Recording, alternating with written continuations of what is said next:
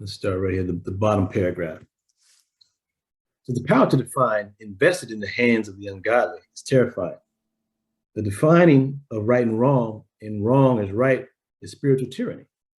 I recall not too long ago an incident which serves to illustrate my point. A youthful looking mother strolled into the dentist's office with her son to have his tooth extracted, a tooth which had caused much havoc with his activities at home and studies at school. Moments after his tooth was extracted, she breathed a sigh of relief. Yet, as the mother prepared to leave the dentist's office, she attempted to relieve some of her son's discomfort by giving him a large peppermint stick, adding quickly, quote, "You can't eat this now. You have to wait a while," end quote. There is no doubt that this mother desires excellent oral hygiene for her son, but someone had defined for her the quote unquote nice things to give her child. This is a clear case of simply treating the effect while ignoring the cause. As a matter of fact, all her responsibilities as a mother have been defined by the adversaries who desire that her child experience numerous trips to the doctor, dentist, psychiatrist, finally the grave. She, attuned to fitting properly into the world of evil, meticulously follows these instructions and destroys her son's teeth, thereby destroying his ability to masticate his food properly, causing poor digestion, poor elimination, sickness, and death. The effects of awful things defined as quote unquote nice things by the quote unquote powers that be. We have now arrived at a time in history when men who stand for Yah and truth must manifest spiritual courage to re-examine and redefine all things according to their relevant place and purpose in Yah's plan. We must question every facet of existence under Euro-Gentile dominion. All things must be brought to the sons of Yah as they were brought to Adam for naming and renaming. Who defined Yah as being European? Who defined angels as being women wearing nightgowns? Who defined heaven as a far-off place for the dead and hell as being beneath the ground? Who defined Satan as a bodiless spirit? Are they not the same ones that sit in the seats of authority and government and say daily that they want peace as they manufacture all the weapons to quote unquote protect the peace?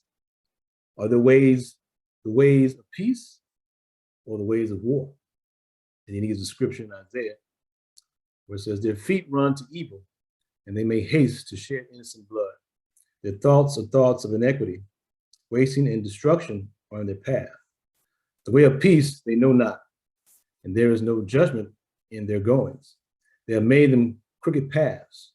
Whosoever goeth herein shall not know peace." And that's Isaiah chapter 59, verse 7 and verse 8. I'm gonna close out with this. He says, "Have not these men yielded themselves to be servants of satanic principles, of selfishness, greed, resentment, envy, competition, jealousy, and hatred? These men, the warmongers, manufacture the weapons to feed the disordered systems while continuing to rule the nations of the world. Those with the power to define have made God unreal. They have taken the people far from God and his ways of peace. Even the educational institutions reflect a commitment to adverse standards and principles. They instill attitudes in the minds of the people that perpetuate evil and godlessness. So, people that, possess the power to define now, their purpose, teachers, educators, doctors, businessmen, politicians, even though they may have good intentions, because they are controlled by this adversarial spirit, their power to define is causing them to perpetuate, unrighteousness and continuously causing people to be driven away from the idea that can manifest heaven on earth. And as long as, they believe that, what is, wrong to be right, they will always continuously attempt to do the same thing over and over and over again, but reaping the same end result. And they'll be keep expecting something different each time and wondering, why is it not working? I'm doing the right thing. I'm applying the right end result, but for some reason, it's not manifesting the ideals and the promise of what should happen. And they continue to perpetuate, that cycle.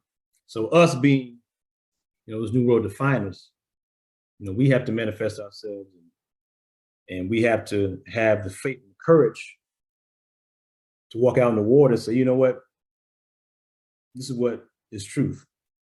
And I know it's truth because I'm not just studying it, I'm living it. This is my lifestyle. And based on the implementation of it, I've got confirmation that this is what works. And we come together in one mind, one spirit with that same mindset. We have the power to influence individuals to truth. And before you know it, people now have an alternative to say, you know what, okay, this is something that I feel is right.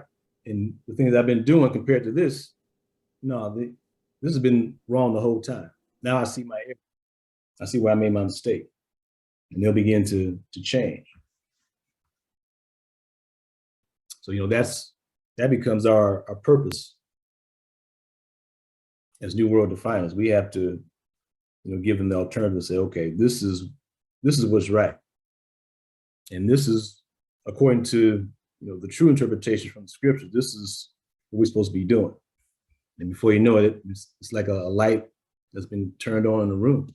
And people can see now and define, okay, that was the wrong way to go. Okay, I see that led to a dead end. This is where I'm supposed to be going this way.